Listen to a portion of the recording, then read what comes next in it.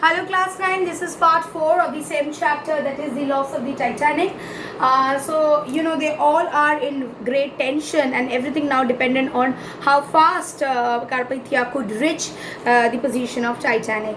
So page number 154 we are doing. Second paragraph, please follow the lines. As soon as there was a chance that we were in view, we started sending up rockets at intervals of about a quarter of an hour. So after every 15 minutes or a quarter of an hour, they started, sending up the rockets high. So that by seeing the rocket, people would get the sign that yes, some help is approaching, they would be in hope. When still nearer, fired the commons Roman candles. These are night signals that were given. They, burned the Roman candles to let them know it was Carpathia that was approaching.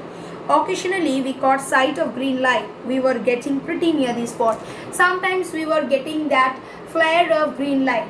And we thought that maybe we are getting nearer to the spot. By this time, the hope that their green signals had at first bred in us was gone. So by this time, that green signal, it couldn't be seen anymore and the hopes were also gone. There was no sign of the Titanic herself. There was no sign of Titanic.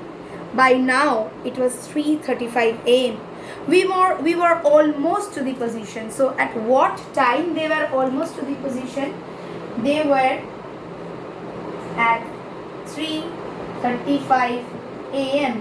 They almost reached the place where Titanic should have been. Clear? Had the giant glider been afloat, we should have seen her. So the place where we had been, if the giant liner, if the giant ship Titanic would have been there, we could have seen her. The skies were clear, the stars gleaming with that brightness, with only a keen frosty air brings to them, and visibility was as good as it could be on moonless night. So how far in a moonless night a person can see? So visibility was all proper. So it was not that in dark we couldn't see Titanic, but we couldn't get Titanic. We couldn't see Titanic, although there was enough light for us to view Titanic. But yet then we couldn't see Titanic at all, which only a clean frosty air brings to them. Visibility was good as it could be on a moonless night. I put the engines on the standby so that the engineer should be alert for the instant action. So I told the engines to be stopped so that my engineers could take up instant actions. At 4 o'clock, I stopped the engines and we were there. At 4 o'clock, I stopped the engine and we were there. As if in corroboration of that judgment, I saw a green light just ahead of us. I saw green light just above us, glowing down. That must be a boat, I knew, just as I was planning to come along. So that could be a boat and I was planning to do something regarding the matter. I saw a big berg immediately in front of us. So we saw a big berg, iceberg, immediately in front of us. The second officer reporting it at the same moment. The second officer also reported regarding this iceberg at the same moment. I had meant to take the boat on the port side. So I had to take it to the port side, which was the ice side if anything, though there was not much wind or sea. But the iceberg altered the plan. So we thought of moving it to another side, okay, to the port side, but we were not able to, because this iceberg, it made us change our plan. It was necessary to move with the utmost expedition. It was very necessary for us to move with utmost expedition, with utmost zeal to that part of the place where it needed help. I swung the ship round and so came alongside the first of the Titanic's boat on the starboard side. And then we got the boats on the other side, so that with those boats we could help the Titanic as fast as possible. Devoutly thankful I was that the long race was over. The long race, it was finally over. Every minute had brought its risks. Every minute was risky for us. Our risk that only keen eyes and quick decisions could meet, a risk which only keen eyes and decisions quickly should be met. But with that feeling was the ache which the now certain knowledge of the Liner's loss brought. So there was some certain knowledge, but with that feeling was the ache which now the certain knowledge of the Liner's loss brought. But along with that, there was a ache, there was a pain that liner, that ship, we couldn't save it. Why? Although we tried our level best, it already got drowned. There was a pain for that reason that we tried our level best. It brought every minute brought so much risk to us. Yet we couldn't save the ship.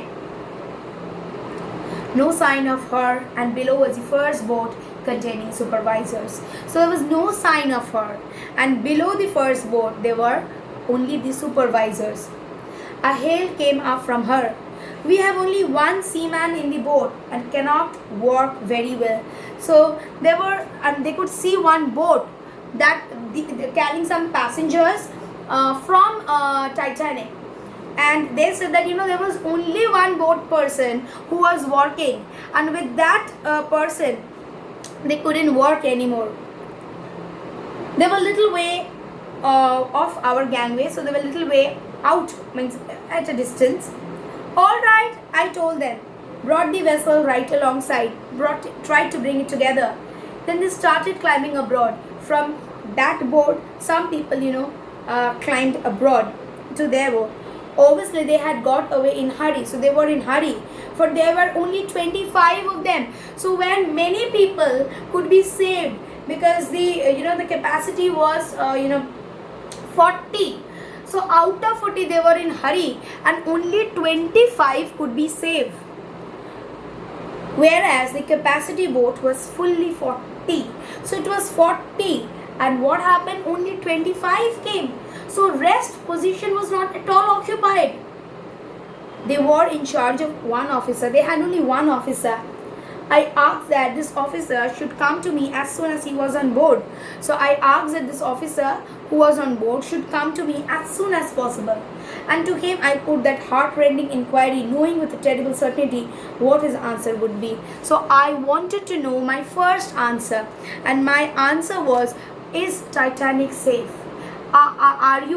Is it still floating so that we can save her? Because here Arthur, that is the commander of the ship of Carpathia, was trying to at least expect a good news, although he knew by heart that what his answer would be, because he knew very well Titanic couldn't be saved. It was already drowned. So I'll keep my video till this much for this part. In my next part, I should continue with the rest of the portion of the same text, the loss of the Titanic. Thank you.